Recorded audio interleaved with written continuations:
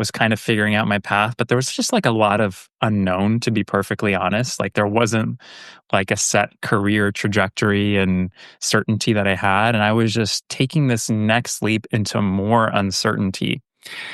And I didn't have a timeline for when I was coming back.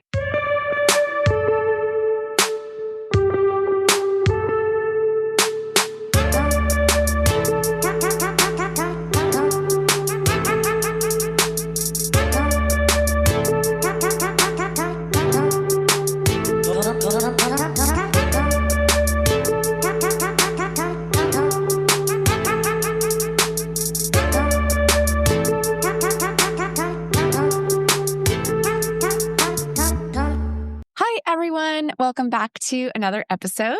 I'm excited about this one. And yeah, this is one of the first ones that I've done like this, but I think there might be a little series in here. So for those of you tracking, that'll be exciting. I'm happy to have Naushad with me today. He is a holistic health coach focused on men and also a friend.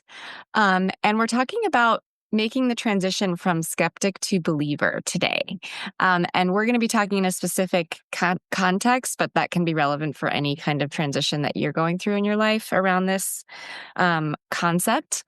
And I'm always interested to hear what you think. So if you ever have a question or comment, you can get me at dearmanpodcast@gmail.com. Naushad, welcome to the podcast. Thanks, Melanie. So excited to be here today. Hey. So you've had a pretty interesting life. An interesting meandering path to get to where you are. But I'm really interested in hearing about what it was like for you when you were younger. I'll just use the term younger. You can go back as far as you want to. And what kinds of beliefs did you hold around spirituality, God, things like that, and what was going on for you kind of interpersonally related to that? Hmm. Yeah, so I'll start by sharing that a bit about my family background because that will provide some context. So both of my parents are from India, and our ancestors are from Iran. And I grew up in California, and so my parents, came to California. I met there. I was born here. And so we were raised in a faith called Zoroastrianism, which is an ancient Persian religion. You may or may not have heard of it, but it's a very small religion today because most of us are extinct. And so I grew up within the context of being a minority in the U.S. and also having a desire to fit in as well. But growing up, I was raised to believe in greater power, that there's a prophet, that there's a God, and we went through an initiation ceremony, maybe similar to a bar mitzvah, when I was 9 years old. So me and my sister had that ceremony together. But for me, it was kind of the belief of something greater was through the context of this religion, and for me, it was just more of like a just taking it for granted and just kind of assuming this is what is, not really questioning things, and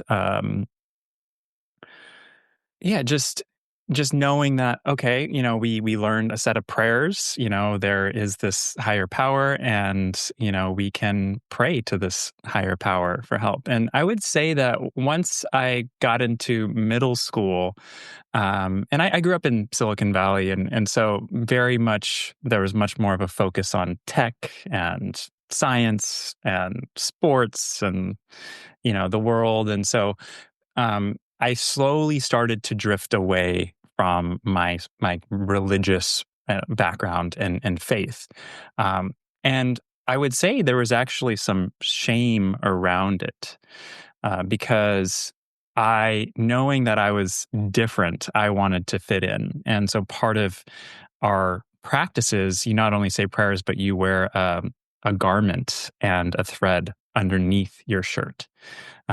And so I remember like changing in the locker room in middle school. It like brought up questions, and I wasn't like fully confident in myself. And I was like, so then I very quickly, I don't know, maybe I was in seventh or eighth grade, I just started not to wear it anymore and more have a shame around the religion and the culture because it was different and not many people understood it. And it was maybe more of an internalized shame and feeling. But I was like, so then pretty much, then going on to my teens and early adulthood, then I kind of pushed all of that aside and was just really more immersed in the world of sports in school. So that's a little bit of a context there. Yeah, one thing that struck my attention was the slowly drifting away. Not there wasn't like a big event that happened, but it was more like, oh, this makes me a little bit different, and I'm immersed in the culture here, which I think is a really good place to kind of mention that I do feel like there is a certain what is the word like? There's a certain way that I would say Western culture, not just North America, but Western culture, a lot of cultures around the world now look down on religion and Mhm, venerate science and what's the word? Logic, reason, that sort mhm, of way of thinking and way of being is seen as quote better or more taken more seriously, or it's a subtle thing in the culture but it's very present. And so if you believe, if you quote believe, then sometimes you're seen as um stupid or mhm, less than in some way. mhm, It's not something that we tend to say out loud, but it's in the cultural field. mm, We think about a lot of Western culture, there is a lot of the holding up of science as everything kind of like this is the way we explain things, and we don't like to think of it this way, but there are ways in which scientists and science is what we look up to. It's what we yeah, believe in, right? And we're right. going to get into some of that, but that was just something that caught my attention, was the kind of drifting away from Mhm, were and what you'd grown up in into kind of the cultural field of North America. And I also just I think a lot of people will resonate with that wanting to fit in. And when I went to college, I became friends with several people who were Mormon, and they also wore shifts under their clothes, and they also had to deal with like how to explain that in the locker mhm, room. Like mhm, right away everyone can see it and it's different. And what does that mean at like a mhm, pretty sensitive age, because that's the age of trying to fit in, right? Middle school is right when we're talking about peers and all of that. And there's a lot of like, if you've grown up in it, you're kind of like, well, I don't know, this is just what we do. Like, right, you're right. like, why? What does it mean? And Yeah, I can kind of answer that, but not really. yeah. So yeah, so take us through then what happened in your story, because you mentioned sports sort of briefly, but you were really strong athlete, and that was a huge part of your identity. So Mhm. talk about what happened next.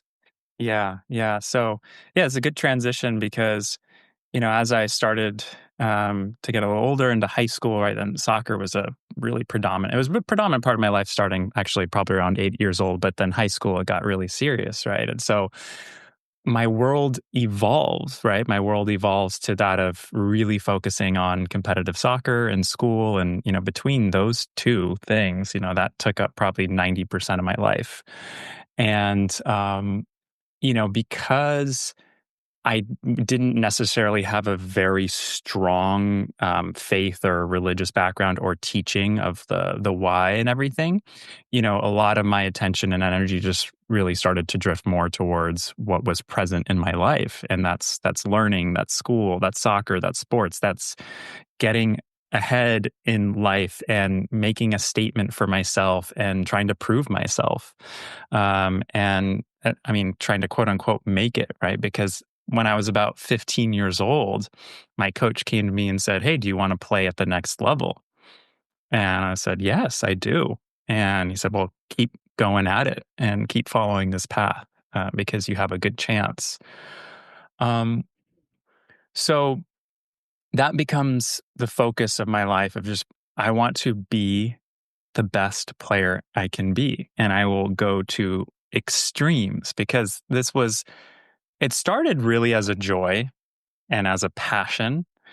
And I remember just a quick aside story. It was 1994. The World Cup was in the US, and my dad took me to Stanford Stadium. I remember we got to watch Brazil and Cameroon play. I was 6 years old at the time.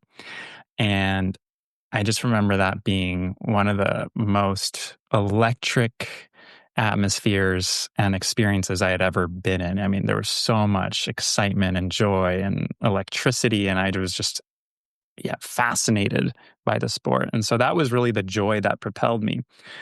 And then I'd say fast forward to yeah, like 15 years old or so in high school, it became less and less about the joy. It became more and more about competition, winning, being the best that I could be. So the scale started to really shift.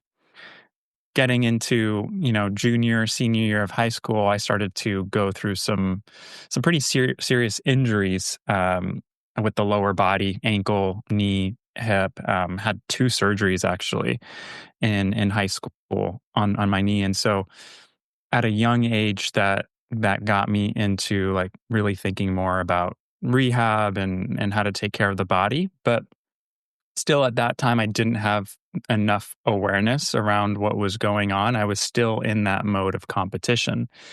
Fast forward to college now, I'm playing at a high level, um, Division One, and all the stakes are higher. Everything is on a whole other level. The competition within your own teammates, with other teams, to just fight for a playing spot. So, most of us making it to that level were probably one of the best players, in our high school division. And now getting to this next level, you're just fighting to get playing time. So the seriousness, the intensity picked up, but also at the same time, the limiting beliefs and then the stories in my mind really started to pick up and started to amplify and escalate. The the unworthiness, or it's always got to be better. So those are kind of the two strong stories of, basically, it's not enough. Will it ever be enough? And what happened was, and have more clarity around it now, is like more injuries started to pile up. So I'd start to play really well. Oh, like, here's my chance. Boom, get smacked in the face. Literally, that happened. Or, hit in the neck, or boom, an injury to the hip, or big injury to the ankle. And so those college years for me were a process of getting knocked down, working my tail off to get back and even stronger. Um, Still at that time, pretty much on pain medications, right, to kind of play through everything. I'm like playing really well, like, here's my chance, and then boom. So, looking back, okay, there was obviously some wisdom in my body, although my ego hated it at the time because I just kept getting knocked down until my body said no. And that was when I was a senior in college. I even had a chance to continue playing, but it was a massive ego death for me. I was finished my senior year in college. I had an opportunity to play another year, but that was when I finally said no to soccer after, 15 years of playing, and I really was confused and like, what do I do? Okay, I guess I find a job and move to San Francisco. But it was around that time, and this is coming back to your question now. It was really around that time where I started to seek. Because what happened was, it was another doctor visit and another series of intense painkillers and possibility of surgery, this time on my back for a disc injury. And I remember coming home. This was probably one day towards the end of my senior year. I come home with this higher level of pain medication, and I throw it in the trash. And I tell myself, there has to be another way. There has to be another way. because the cycle that I'm on is just only going to lead to more and more pain. And, it was that time in my life where I think I went to my first yoga class, to start working on my body in a new way. I started seeking out other kinds of health practitioners, like acupuncturists, massage therapists, holistic practitioners, chiropractors, you name it. I was really open. So the pain for me was the portal to seeking other possibilities. And yeah, I even remember this was maybe a year after college. A roommate of mine at the time was really into all these alternative holistic therapies, saying, "Oh, I know this energy healer. You should go see him." I was even open to that. I didn't even know what it was at the time, but so that was really um, the shift. I would say the beginning of the shift for me to start to like seek and look at other possibilities. But there's more to it than that, and a later life transition. But I'll pause there. I think the thing that really called to me from what you just said was I was open. And I would love to hear a little bit about what you meant by that in terms of that transition point of I was closed. The Hmm. implication is I was closed and then I was open.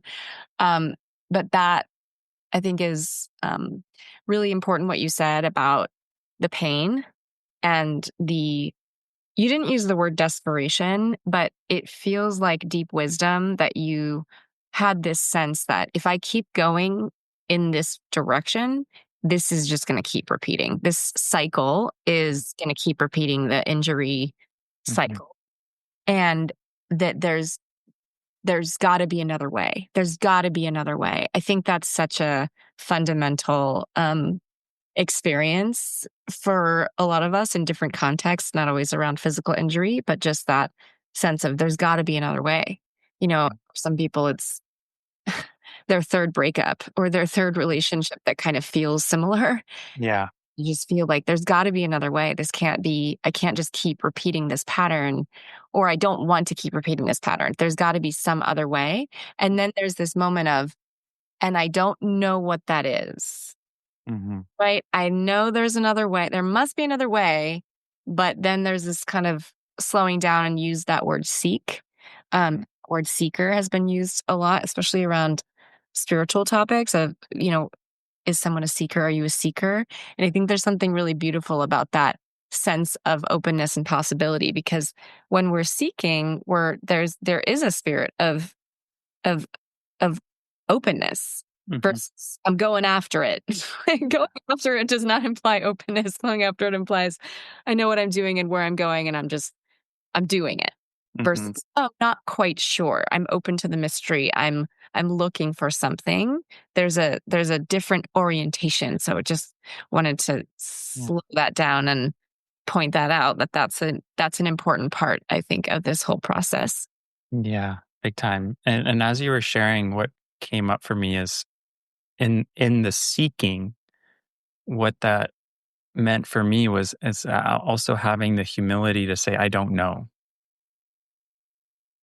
So there has to be something out there, maybe some bigger intelligence that I don't know, but maybe hey, I'm open to finding the answers.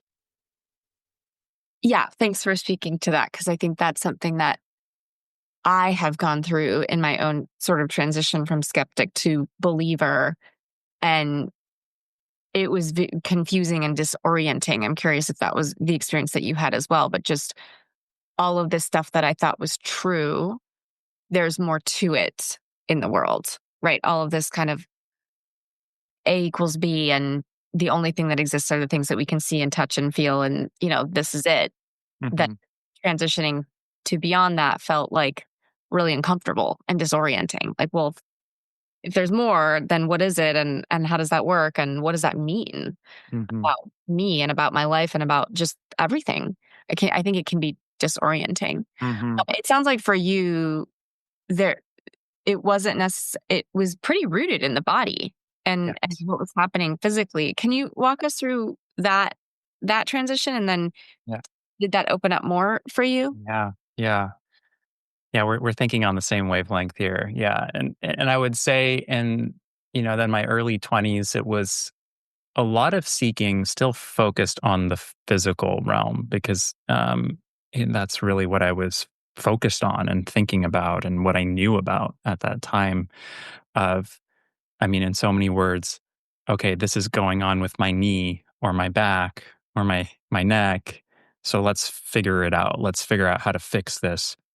But it was still operating under a sort of way of thinking or belief system as I need to fix this thing in my body so that then I can go out and function. Like it was, I mean, looking back at it, definitely a little bit more self-centered sort of approach, but I was also in that place of desperation, like you had mentioned, of like, oh, I need to find the answers. So now continuing the story, at this point in life after college, I moved to San Francisco, end up finding a job in the health startup world. And it was a great fit for me at the time, those 4 years of my life. But what became a regular practice and thing for me on the weekends, I would go to a local yoga studio. It happened to be just a couple of blocks from my house. And that became a regular practice for me, and the more I did it, and as the years went on, and looking back, I feel very lucky for some of the teachers that I had. The more that I practiced yoga, like initially thinking, okay, this is to help bring my body back into balance. The more that I practiced, I realized this was a practice of coming back home to myself and soaking in those teachings and connecting with the breath and really listening, realizing, oh, wow, this is a very sacred practice for me. And I probably wasn't able to put a finger on it or describe what that was about. But what was happening over those years is I was finding more of a inner connection to something deeper that I didn't really exactly have words for. And like, oh, this is really helping. It's not just helping on a physical level, it's also helping on a mental level, emotional. It's calming me down. It's bringing me back to my body. And fast forward a few more years, I'm kind of transitioning from the startup world into more health and fitness, and that's becoming more of my thing. And getting into things like yoga and meditation and holistic health, and my world gets rocked in my late 20s. It was the ending of a, I think, 7-8 year relationship. And that brought me down to my knees like nothing else. Maybe probably even worse than any other injury that I had gone through. And it was that moment where I was just on my knees. I could not sit with myself because there was so much anxiety. I was shook. I was in denial. I was confused. I was lost. I was heartbroken. And it was that moment. Okay, God, there has to be something bigger, I think at that point, okay, maybe it'd been a good like 15 or more years where I'd pushed aside my belief in God, spirit, and the universe, and just said, okay, there's just got to be something greater here. There's got to be a greater purpose. There's got to be a greater reason. There's got to be a greater, love, all of it. And that was really the beginning of a new chapter in my life of seeking in a whole another way towards finding the answers for my healing, but also kind of divinity and a greater life force. Yeah, I'm curious because it's such a classic. I mean, who can't relate, right? You go through a breakup and you're like, oh my God. this is the most devastating thing I've ever experienced. Part of me wants to die. Mhm, Just like mhm, yeah, the level and degree of emotional pain, which also often frequently registers in the body as well, right? Emotional yeah, pain is yeah. it's usually tied to the body. We think of it as separate, but we're one organism, one animal, one form. Um, there's something I think that parallels what you said before, which is a spirit of openness, a spirit of, I don't know, but there's got to be something else. There's got to be something else. And that again, I just kind of want to slow down that moment because it feels so important to me. Mhm. The attitude and the structure of being a skeptic is is closed. And when I think about it, it feels like a coming in towards myself, Mhm, and a hardening. And when I think about being a seeker, it feels like an opening up and a looking around.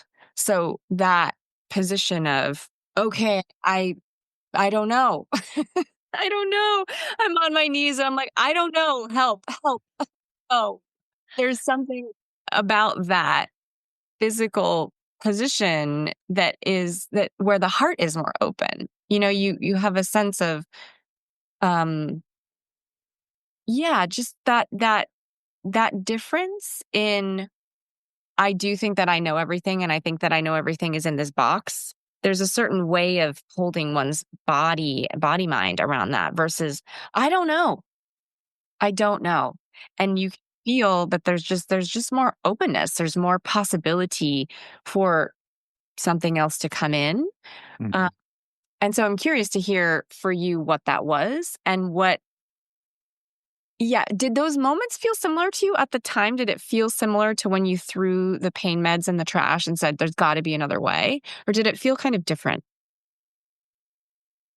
There were similarities and differences. I'd say the similarities were around, um, just having that again, that humility to say, I don't know," and knowing that there is another path.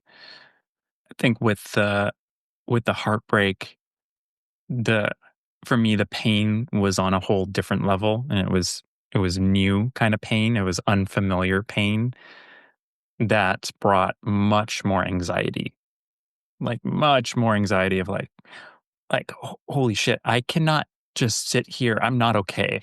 Like, so there was more of the, "I'm not okay" feeling, and so I think it took the surrender to a whole new level, right? It took the letting go and the openness to a whole new level of I'm literally falling down on my knees and I pray for help. And at the same time there was still a glimpse of knowing like okay, like knowing that I will get through, but I would say a majority of the feeling was I'm in a dark hole and I just don't know what to do. I think what I did at the time was I would go for runs. I would um, exhaust myself physically, and I was like essentially running from the pain. Um, but yeah, that sort of openness and surrender then started to lead to more pathways and more experiences and awakenings later on. Well, take us through that because Yeah. a lot of times, on the hero's journey, when this moment arrives, there's usually a mentor or a teacher or some kind of guidance comes in. Mhm. I'm betting that's part of your story. And sometimes that mentor or guidance is a book or a podcast or a film or Mhm. poster or a conversation, or it can be different forms. It doesn't always have to be a person or people. But I'm curious what often happens when we open ourselves is that something arrives. So what Mhm. happened to you? It was a series of a lot of different things. I think that to start off with, I I had to ask for help, and that has historically been one of the most difficult things for me, and I know a lot of men can relate because I've talked to a lot of men and worked with a lot of men around this. So that is a big one. So number one, calling in the support of friends. I started doing therapy for the first time. It had been recommended to me for many years by my partner, but it was met with a lot of resistance. And I was like, okay, got to start this. It was, yeah. So just it was seeking the support from, um, you know, the manager at the gym that I was working at the time, who shared some recommendations, um, and then a book popped up in my life, and this was it was called "Power Up Your Brain: the neuroscience approach to enlightenment." I believe that was the title, and so as I was working in health and fitness at the time, just randomly opened up this book in between clients. I was in the back office at the gym, and I start reading the introduction to this book, and it's this psychologist who's written the introduction about people healing from PTSD and trauma and pain coming down to Peru, South America. And I was fascinated by this. I was like, oh my gosh, this is so amazing. The irony here, the coincidence here is that a few weeks earlier, one of my really good friends had called me and said, "Hey, I'm going to Peru. Do you want to come with me?" So that was a form of an invitation. I think 2 days later, we booked the tickets to Peru because we're like, "Oh, I'm so excited to go climb Machu Picchu and do this hike in Peru." And so now I'm reading this book. I had already bought my tickets to Peru. We were gonna go. This was maybe a month later at the time. So I'm like, wow, all these people are coming down here to work with these shamans and find some healing. And I was like, I want to like look this stuff up. This is fascinating. And so, yeah, I call a friend um, who I was mentoring with at the time in holistic health. She was a holistic health practitioner. And I was like, have you heard about this stuff in Peru? She's like, yeah, I've been several times. Go talk to this person when you reach Cusco. So just like immediately, all these doors start to open without me trying. I get a call, right? So I get a call from my friend. Hey, I'm going to Peru. Do you want to come with me? Yes, let's book it. I open this book. It says, okay, there's these healing ceremonies in Peru, right? And then I talked to another mentor at the time, right? And they're like, yes, go call this person. And I was barely trying, and the stuff was coming to me. Um, yeah, have an incredible life-changing experience in Peru, climbing the mountains around Machu Picchu. Have an incredible experience with a few shamans in the mountains of Cusco that really really shifted things for me on a deep deep level, and really just allowed me to look at a lot of my pain in a whole different lens and kind of create like a whole new lease on life of, wow, there's so much magic here, there's so much possibility. It opens me up to just believing on a whole new level of magic, of nature, of infinite possibilities, that healing is possible, on all different levels: physical, mental, emotional. So that was like, those were some examples of things starting to shift. And I'll just add one more to it. I come back from Peru. One of my clients at the time, personal training clients at the time, says, "Hey, I know this yoga teacher. I think you'd really like him. He's very well balanced. He's very spiritual. He used to have a center in Mountain View, but he's moved to Guatemala. But I think you should connect with him." A week later, I book a call with this teacher. And then a few weeks later, I've decided to quit my job in California and then get a one-way ticket to Guatemala to begin a yoga teacher training. And so that was kind of the beginning of a whole new chapter for me. I'm curious, did this involve plant medicine? Yes, it Okay. did.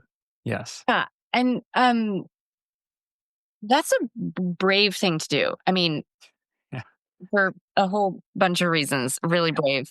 Um, I would love to hear a little bit more about what you confronted or what you discovered or what your experience was. You mentioned Mhm. pain, and obviously that's probably more psychic emotional pain than physical pain. But what happened in some of those ceremonies or in that period of time around you perhaps connecting dots between your physical body and your emotional world, or what happened when you were young, or what can you walk us through a little bit of what you were, presented with, and how that kind of integrated? Mhm. Mhm. Yeah, and I'll say too that of all the different plant medicine experiences I've had, there's it's a different experience every time. I no one experience or ceremony has been the same. I remember the first experience I have. I was like fresh in the sense I had never really experimented at all with plant medicine or psychedelics, really, except for a little bit of cannabis. But um, I didn't really have tools available to me. I didn't really know about the breath. So the first experience I had was one of the most difficult experiences of my life that evening, because number one, so much physical pain came up in my body. And one of the experiences I had, and it was a beautiful setting, and there was just beautiful music, and they were singing Ikaros, which are sacred songs, native to that region. I'm What's happening in the body is every single area in my body that I had injured, and there are a lot. Imagine if the pain dial went from, a 2 or a 3, because these were like older injuries. Imagine going from a 2 or 3 on the dial to a 10. And so what was going on, what I now can see what was happening at the time, right? My conscious mind, right, blocks out a lot of that stuff so that I can function in life.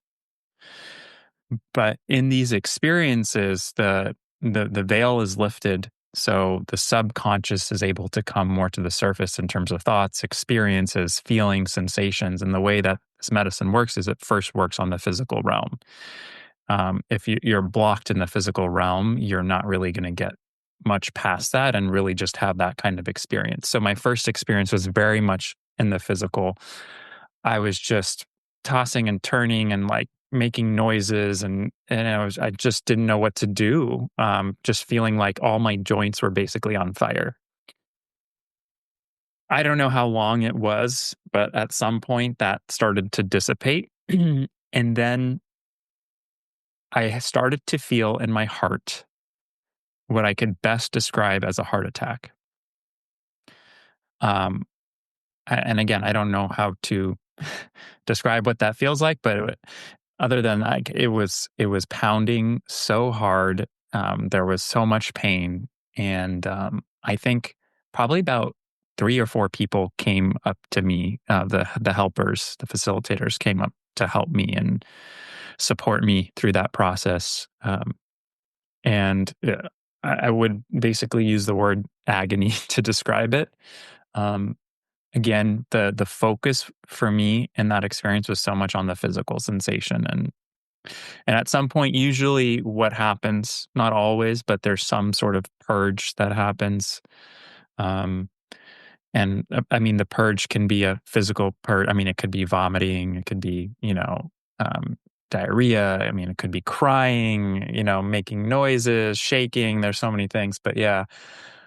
So, obviously at some point, right, it's like that sort of yuck and guck is just getting out of me. So that was the first experience on the first night. The second night, I was made aware of more tools with the breath and really calming myself down.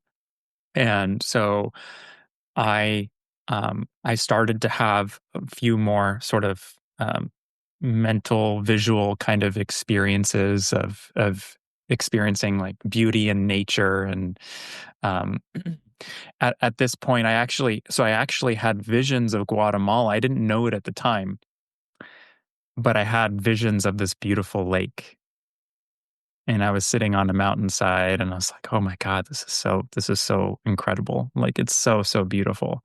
And it was almost like showing me a portal to where I needed to step into. Um, so that was definitely one of the experiences. I had another experience that was very scary for me at the time, but the visual that was happening was snakes started to wrap around my body, and because I had a little bit more awareness this time, I was like, okay, I'm just going to breathe and let this happen, and I'm not going to fight against it. And um, I basically was mummified by by snakes until I was fully wrapped, and then all of a sudden, this rush of pleasure, pleasurable sensations went up my spine. I was like, oh my god, this is so beautiful. And I just could take a really deep breath. Like I allowed the fear to come through, and it felt very real at the time. But it was also just a beautiful experience in letting go and surrendering to the whole great mystery, and allowing the fear to come through, and knowing on the other side of that fear um, is magic. Yeah.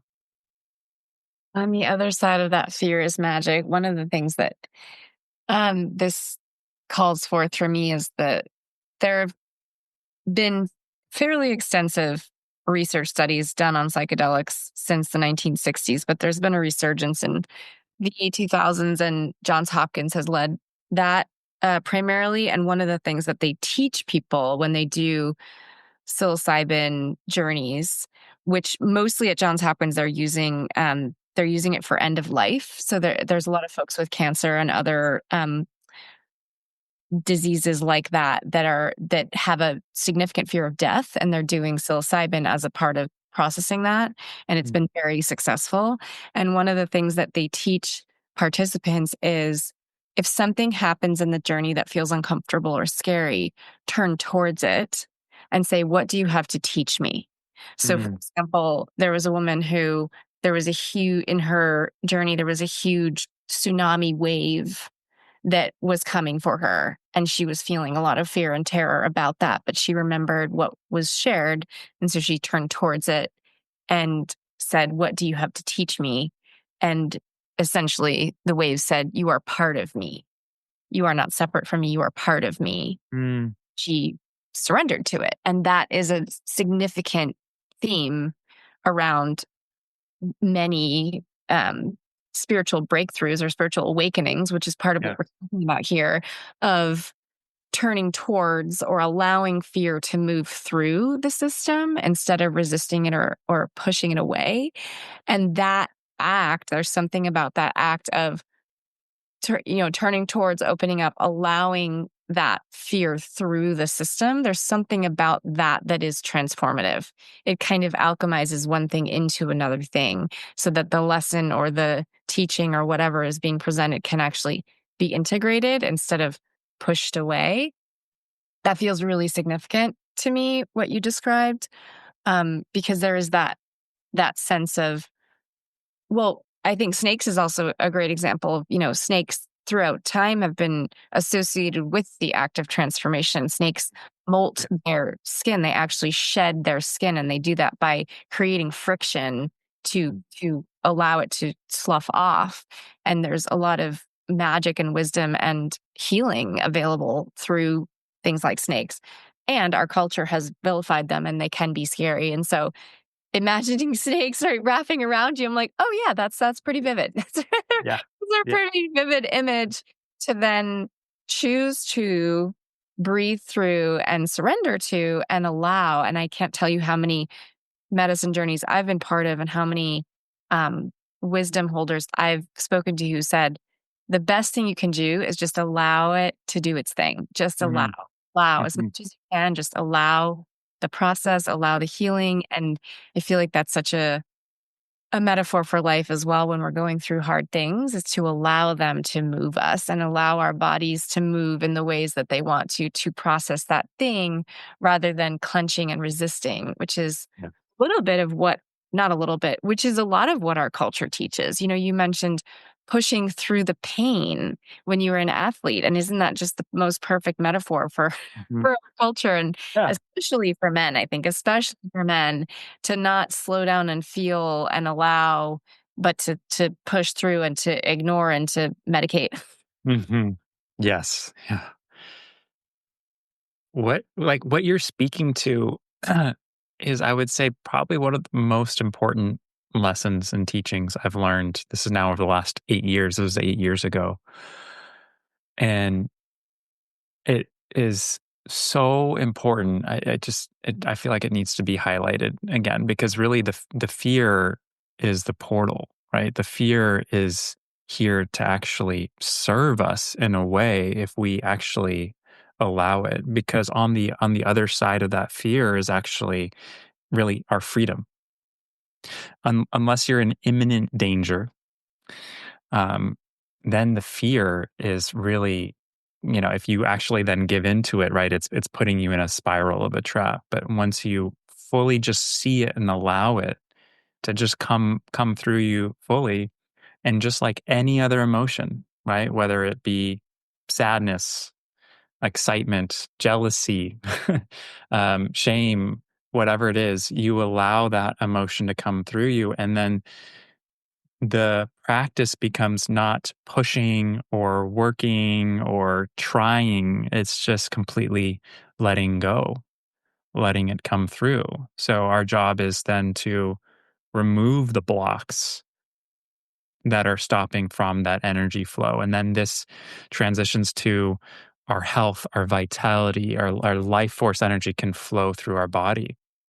And and then as I'm kind of connecting all the dots with, the physical healing and the mental emotional healing, right? So it's like all these emotions, right? Are there just energy moving through the body, and they get trapped in these physical spots, and then it creates disease, it creates tension.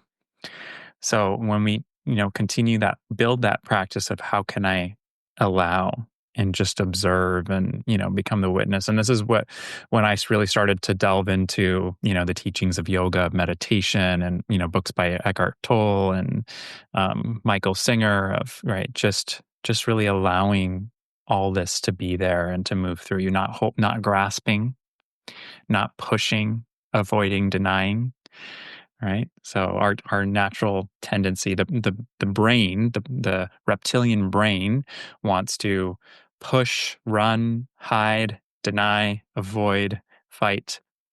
And so the challenge with this, it's going against our programming, right? It's going because our programming is like, all right, I need to go fight, and so that's where the surrender comes in, and like the letting go. Sometimes I was actually pretty confused. Well, how do I let go? And what I realized is letting go is actually letting in, right? Letting in and let it come through. So, yeah, I'm curious if so last we left you, you were in Guatemala and you Yes. quit your job in California, which is a pretty ballsy move Yeah. in terms of culturally what our culture says to do, which is get ahead, climb the ladder, succeed, do the thing. I think particularly for men, definitely for all of us, but I think particularly for men. Um, that's a pretty brave thing to do. And it sounds like in a way you were following your heart or following your spirit, Hmm. called to this next step in your journey. Can you say a little bit about what that was actually like on a practical level and then Yeah. how your life evolved? Everything in my heart and my gut was saying, you need to go to Guatemala and do this yoga training. And everything in my mind was saying, what are you doing? Like, no way. Not only in my mind, but even in some other, the words of other friends that I talked to. And at this point, I had gotten into the health and fitness world. Like I was kind of on this trajectory, like, I knew I wanted to help people in pain too, and I just was kind of figuring out my path, but there was just, like, a lot of unknown, to be perfectly honest. Like, there wasn't, like, a set career trajectory and certainty that I had, and I was just taking this next leap into more uncertainty, and I didn't have a timeline for when I was coming back. But I knew in my heart, I knew in my gut, I need to go do this training in Guatemala. And I show up there, just being open and ready to learn. And it was one of the most transformative months of my life. Being in the environment, it was this sort of retreat center, training center that was embedded into nature. And we were getting up every morning, starting to meditate at 6 a.m. and doing multiple yoga practices a day, and then soaking in a lot of teachings and learnings from the philosophy of the yoga and the meditation practices and the breathwork practices and all of this. And meanwhile, I'm journaling more. I'm not consuming any alcohol. I'm eating clean food. I'm in nature. I'm on a more regimented schedule of sleep wake cycle. And so it was like all these sort of circumstances created an environment in which I could go inward and I could really start to tend to my heart. And it became a journey of raising my awareness of what's going on in my psyche, in my body, bringing more loving awareness and attention. And it was also very, very difficult at the same time because I was confronted with a lot of that pain, physical and mental. And and after that training, like I knew I needed to stay in Central America. Like I just had this gut calling, okay, there's more for me to explore, but I don't clearly see, okay, what do the next few weeks look like? What do the next few days look like? But it was then another experience in letting go and surrendering and trusting in the flow. Having grown up with a very regimented life from very young age through school and college and sports, like everything was so planned out and so regimented. And like all of a sudden, this is a shock for my system because I'm traveling around with a backpack throughout Central America, just like listening to the whispers and finding the breadcrumbs of where I need to go next. And then this person tells me, "Oh, there's this event in Costa Rica, and I think you'd really enjoy it." And then this person telling me, "Oh, there's this farm here, and I think you might want to look into this, right?" And so it's just like, some days I didn't know where I was sleeping. Sometimes I would have something set for like a week. At one point, I found this eco village in Nicaragua. I was there for 6 weeks, and that was a beautiful experience of living in an eco village and spiritual retreat center and being shown all these different sorts of practices like breath work and qigong and um, having cacao ceremonies and ecstatic dance and really just exploring me and the spirit and connection in all different ways, connection to nature. And at the same time, like as I'm doing this, it ended up being about 6 months traveling, exploring, seeking. From the outside, from the outside world, there was a lot of kind of critique and judgment around what are you doing from others and in my own mind. So I think one of the big stories playing in my mind is like, you're just wasting your time. You're not being a contributing member of society. You're just running away.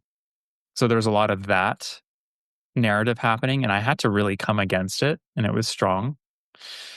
Um, and then at the same time, my heart was saying, this is the most important work you'll ever do in your life.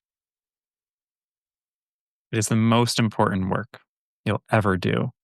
And the challenges is that most people aren't able to see it, right? Externally, right? It will eventually have ripple effects over time. And, fast forward today, obviously there's a big gap between then and today, but I'm doing work that really calls deeply to my heart and to my soul, right? And helping people overcome their pain, physical, mental, emotional, right? Working as a holistic health coach, working as a men's facilitator. Um, that experience in Central America of just following my heart and, finding all these learning experiences was like the bedrock foundation uh, of what I do and teach and share now. And I had essentially I was kind of creating like a PhD of my own of the soul, and I didn't realize it at the time, but that was what I was doing. That's when it started there with that yoga meditation training. Something I want to point out is how eloquent it is for you to describe what you were doing and then how you were thinking about what you were doing. So, because our culture is so regimented and so kind of follow this path, have a 5-year plan, know where you're going, decide ahead of the time, and then execute. It takes a lot of bravery to choose a different way of being Mhm, because that's the default or that's the what you're quote supposed to do. It takes a lot of bravery to choose a different path.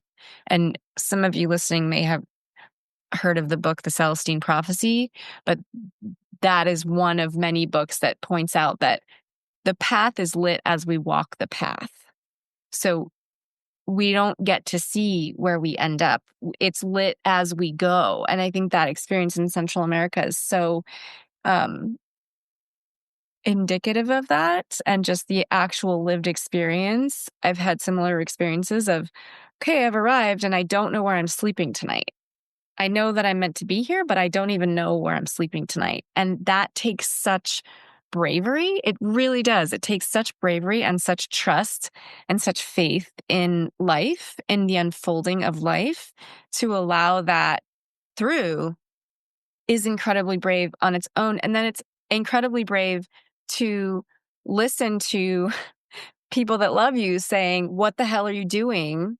When are you coming back? What are you doing with your life?" That the pressure of that, it takes a lot of bravery to continually choose a different kind of path than the one ascribed by one's culture. And that's been true forever. That's true in our culture. It's been true in the past. There's some kind of of courage that's required to actually follow our hearts and not just follow our heads. But the reward is feeling in alignment. The reward is feeling aligned.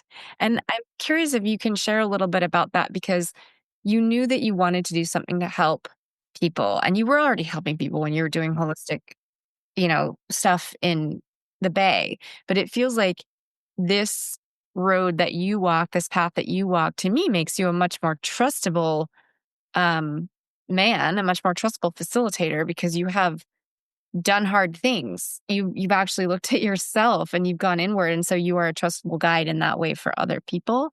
But can you share a little bit about what that's like actually being in alignment? Because so many people are not in mhm, alignment. They've been following the prescribed path and it mhm, doesn't feel right. And so then they're medicating and like doing all this other stuff to try to feel okay. Can you share a mhm. little bit about that? Yeah, yeah. Love to. And I'll first come back to the courage piece that you shared and another word, faith. Because what I realized that this whole process of listening to the heart, yes, it's courage and it's faith. And I'll, share what some mentors have shared with me. It's like true faith is actually being able to step forward when you can't see, right? Because literally, I mean, there's been so many moments, especially in these last 8 years, where I know, okay, I need to take this step, but I can't see the second, third, fourth, and fifth steps. And it's scary AF. Another, yeah, beautiful like teaching I've heard is like the faith is actually and being able to hold the light in the dark. And so I wanted to just share that first because for anyone listening to this right now, I know how scary it can be when you start to even think about taking the step in the direction of your heart, of your soul, because there's going to be so much fear and there's going to be so much resistance.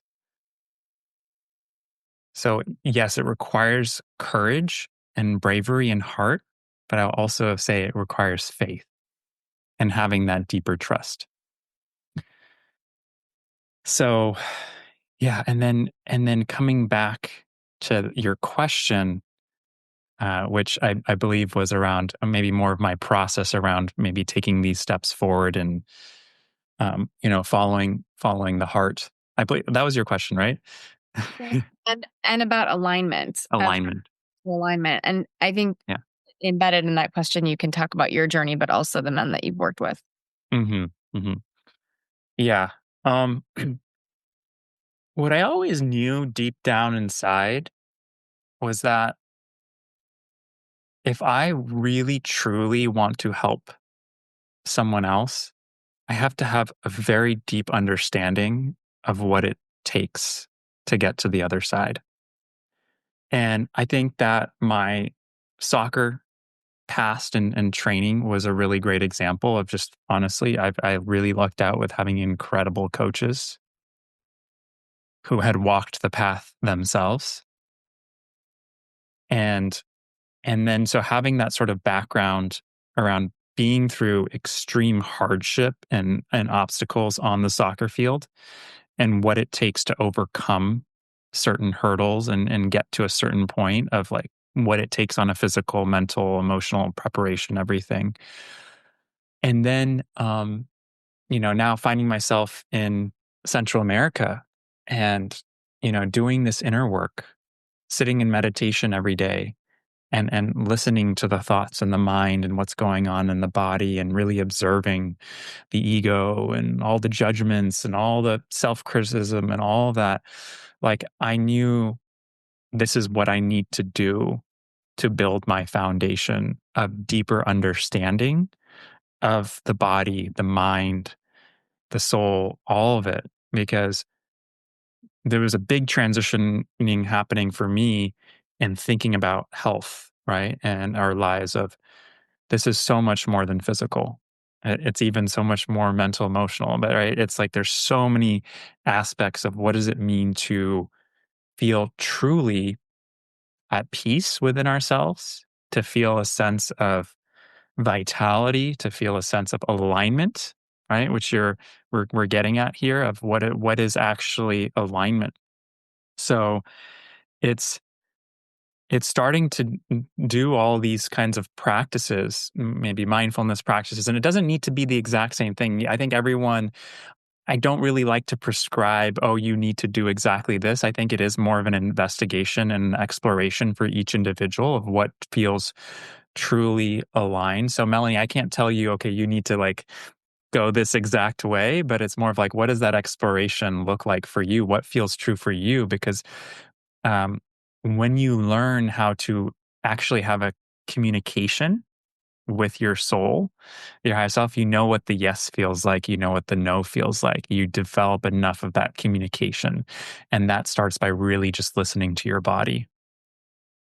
And like one, I guess, a little tip here, one of the spiritual mentors and teachers that I work with, Paul Chek, um, you just really get into a place of deep breathing and listening, and then you start asking your body to show me what does a yes feel like, and you just wait and you listen, and what does that feel like in your body?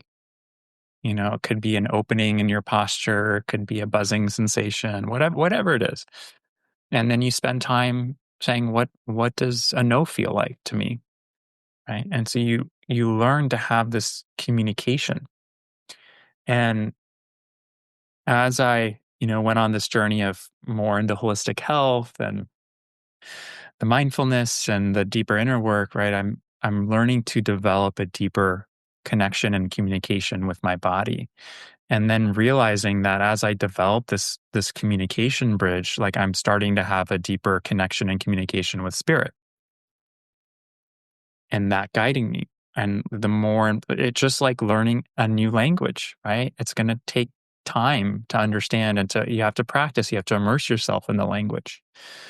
Um, so what did that actually practically look like for me? I was practicing a lot of yoga. I was taking classes. I learning qigong. I was doing a lot of breath work. I was spending time in nature. I was really connecting with the foods that I was eating. Right. I was like working on farms, and right, I was cooking a lot. Right. So I'm connecting in all these ways and realizing, okay, now the body uh, is a vessel, right, for the soul, for spirit. So the more that we can clean and cleanse and take care of our body and all the physical way through hydration, through eating clean, real food, through getting adequate sleep, through moving our body in the right ways, not too much, not too little, right? And then, aligning your circadian rhythm. So then you're basically being able to tune your body, like you tune an antenna to a frequency radio station, of then being able to be more clear on what is yes and then what is no and what is my soul craving. So then we can start to discern, okay, is this coming from the ego? Is this coming from judgment, criticism? Is this decision coming from fear? Or is this what my heart is calling for? Um, so, yeah, what a lot of the practice looked like for me, like very thematically in terms of alignment. Obviously, there was a lot of courses that I started immersing myself in, and teachings and practices, right? And books and all of that. And happy to talk more about that too. But just thematically, that was what the process of alignment really started to look like for me. Yeah, one thing that I'm noticing there is the unfolding of the path, that the path is unfolding as you are walking the path. And one of my teachers used to say, "What is the next right door? Mm, What is the next right door?" You don't hmm know beyond that. So I think that, because you transitioned back, you live a quote normal life now, if that makes sense. You're not backpacking through Central America anymore. And I think that we all do have different paths. And I think the takeaway from this is not quit your job and move to Central America and do a yoga teacher training. That's not what we're saying. But listening for what is the next right door, that is part of what we're saying. And it doesn't all happen at once. It is an unfolding, almost like the way that a flower blooms. You can't rush the blooming of the flower, but you can give it the right environment and then allow it to bloom. So hmm I just want to also emphasize that there were a lot of mentors and groups and classes and teachings along your path. You weren't walking this path alone. There was a lot of support and mentorship and help that was coming in and that you were integrating into your body mind, really. And I really appreciated what you said about setting the foundation yourself in order to then serve others, that you needed to know what it was to walk that path and to make that transition. A lot of what we're talking about is transitioning from skepticism to believerhood. Yeah. And it doesn't sound like it was any one thing that happened. It was like a Polaroid coming into focus, or it was a thing that happened over time. Can you say a little bit about that for you, of what it was like going from being a skeptic to a believer? Was it an identity shift? How did that work in you, and kind of what have you seen in your clients as well? Mhm. Yeah, the becoming the believer, definitely started with the earlier story of just surrendering and say, okay, there's got to be more possibility out there, right? So I think that's the where it starts, of just being open. You have to open yourself to the possibility, because if you have a narrow focus and you're only looking at something that you can see, right, you're only going to have that myopic focus. And so many different teachers talk about this, right? In order then to actually create new experiences in your life, new learnings. new possibilities, you have to open yourself up to the unknown. To open yourself up to the unknown, which is really scary. So which we talked about. That's where the courage and the faith comes in. But now here's the next step, right? Is literally actually taking that first next step that's in front of you, whatever that is. So it's say, I have the willingness to take that next step. So for me, like just to give an example, right, it was after Guatemala, I was like, I knew I needed to go to this event, this conscious festival in Costa Rica called Envision, because that's where someone, let's call it at the yoga center, said, "Hey," she was a volunteer there. "I know this place in Costa Rica. I think you would be beneficial to you." So that was a message. And if anyone has read the book The Alchemist, right, there's all the omens or the signs they're always there. So that's another thing that's helpful to know is like the messages are always there. It's just a matter of, are we willing to listen? Are we willing to open ourselves to those possibilities when we release our thoughts and our judgments?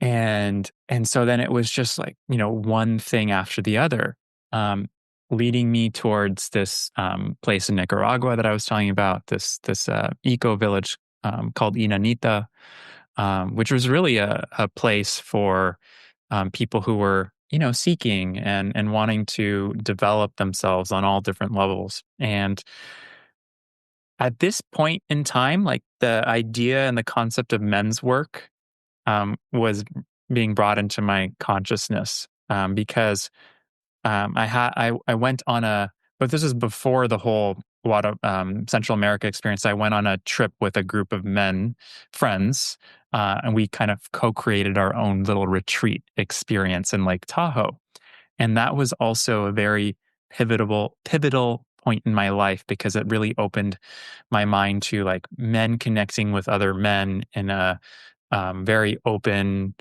loving, sort of environment that's not based on competition, but that's based on collaboration and play and enjoyment, right? So, so that like I was having these conversations with people of like, oh, there's something there with helping men. Like I knew it was like a seed that was planted in me, but I was trying to figure out like what is the next step around that. And then, of course, this woman at Inanita saying, "Oh, there's a organization you should look at. It's called the Mankind Project." I was like, okay, that's what actually got me to book a ticket back home to the U.S. I have this transformational experience at one of their events. Um, um, and it was really an initiation for men of all different ages.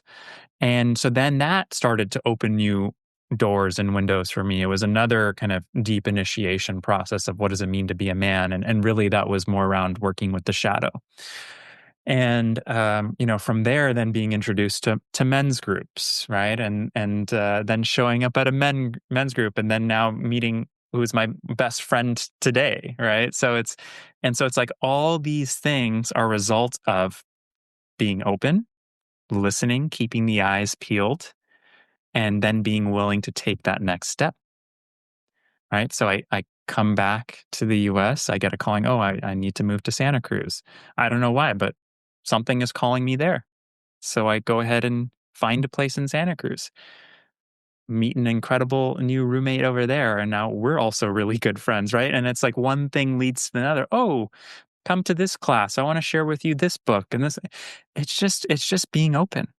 It's being willing to take that step. And so that's how things have played out for me. And there's a lot more in terms of other, health trainings and classes that I've taken and certifications that I've done.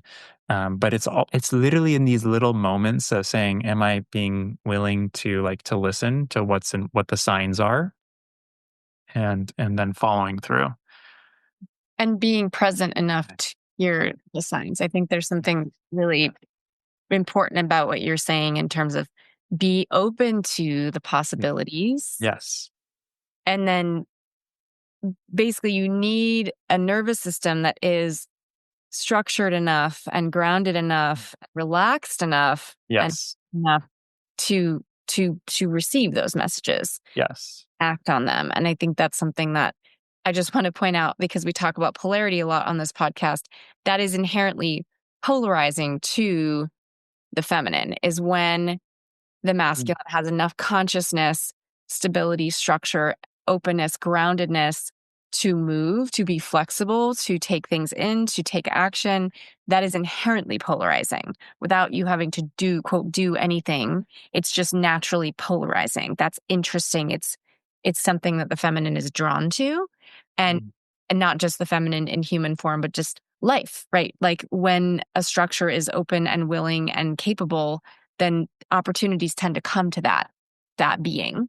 Um, and the unfolding is, gets even easier and more effortless, and less resistance and less work, less strife, less trying, less strain, less need to plan everything out in advance, less of all of that kind of compulsive stuff that can happen in the mind, and mhm. it starts to feel more like flow. Yes. So talk to us a little bit, because we're going to start to wrap here, about where you are now and what you're up to now, and how you've kind of where you've landed in terms of your evolution, because you have some really interesting things that you do, and interesting things that you're planning or that are unfolding through you. Yeah. So yeah, fast forward to now. I'm a board certified health and wellness coach. I do men's work. The pillars of my coaching are physical, mental, emotional, spiritual health and well being. Um, so helping men overcome pain that they're in. If they're going through physical pain like back pain, or going through things like anxiety, around tough life transitions, all those sorts of things. So I lead men's groups and programs as well, and one-on-one coaching. And yeah, for me, um, the real excitement is around helping people really connect with their selves, like their deep selves, and also tap into that deeper vitality and joy and mission and purpose in life, because I know how painful it can be, um, on the side of like just struggling with all of those difficult sensations and not knowing what to do, or maybe even knowing what to do but not knowing how to move forward in life. And so really what it kind of boils down to is like I just have a really big passion around helping men connect with their hearts and their inner worlds, and knowing that this is going to be instrumental for the betterment of our society, and yeah, just having more connection and love, and heart-led leaders making a difference in the world. And um, yeah, and it starts with like what we were talking about earlier, just that process of just learning how to slow down and being able to listen, because we we live in a world that is just overstimulated with information and data and news and to-dos and competition and work and all of it, and so the world is actually designed to overstimulate us with marketing and news and social media and all of that, and it actually takes us away from truly listening deep down inside. So that's really where it starts, and it could look different for you depending on what you're drawn to. Like it could look like meditation, it could look like sitting in the garden, it could look like walking your dog, whatever it is. But it's really truly taking that time to listen and be with yourself. And I would also offer connecting with groups or mentors that can help with that, because Yes. it's a little bit lonely to do on your own, and there's Yeah. lots of support and structures out there. Um, and yeah, how can people find you if they're interested in learning more? I will also just say that if there were interesting books noted on this podcast, I'm going to drop those in the show notes. We mentioned The Alchemist, we Yeah. mentioned The Celestine Prophecy. Yes. And I'm also just going to say that for anyone out there, sometimes when we talk about spirituality, it can be a bit triggering, or talk about God, it can be triggering. If you have a religious background and you are interested, we did a Guy Talk episode on religious trauma, overcoming religious Mhm. trauma. I would recommend that. Mhm. But those will be in the show notes, so you don't have to rewind. Yeah. Now I'll also drop Naushad's information that you Yeah. can briefly Yeah. say, and then I'll have it in the show notes too. Sure. Yeah. On the social channels, so on Instagram, it's my name, it's just my full name. So Naushad_Godridge. And you can drop that in the notes. And then my website is resilientbeing.me. So that's the name of my coaching business. And there you can find information about the men's groups and the coaching and the training. And you're also toying with doing something with student athletes, is that right? That is right. Yes. Yeah. So that's a whole other project that I'm working on and combining my passions with soccer and sports and all of this holistic health and men's work and creating experiences for young men to really develop that structure and that foundation and holistic health and go through initiations. I could not support that Yeah. more. I think Yeah. a lot about how Yeah. we could transform a lot in terms of healthy masculinity if we could train sports coaches Hmm.